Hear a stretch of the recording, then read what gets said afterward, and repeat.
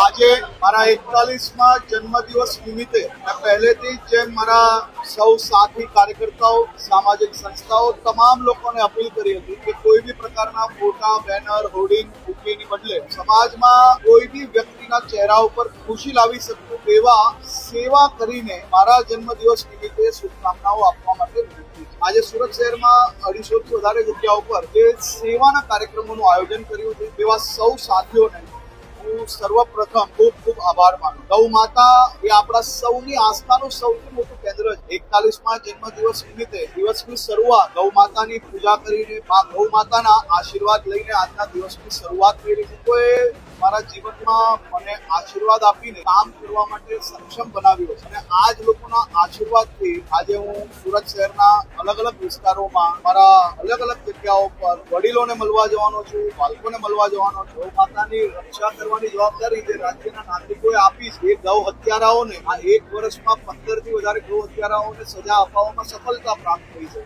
આવતા વર્ષે આનાથી વધુમાં વધુ ગૌ હત્યારાઓને સજા કઈ રીતે અપાય એ જ મારા આ વર્ષનો સંકલ્પ છે. ડ્રગ્સનું દૂષણ ફેલાવનાર એક લોકોને આપ જોઈ રહ્યા છો. કાલે સુરત શહેર પોલીસે એક અદભુત ઓપરેશન કર્યું. ગુજરાતભરમાં કાલે 8 થી વધારે જગ્યા પર ઓપરેશનમાં સફળતા પ્રાપ્ત કરી. ડ્રગ્સના આ તંત્રો સામે મારી લડાઈ છે. આ લડાઈ હું મજબૂતાઈથી લડીશ. દીકરીઓને ન્યાય અપાવવા માટેનું જે ફાસ્ટ ટ્રેક કામગીરી ચાલી રહી છે એ કામગીરીમાં વધુ ઝડપ કઈ રીતે આવે તે માટે કામ કરીશ.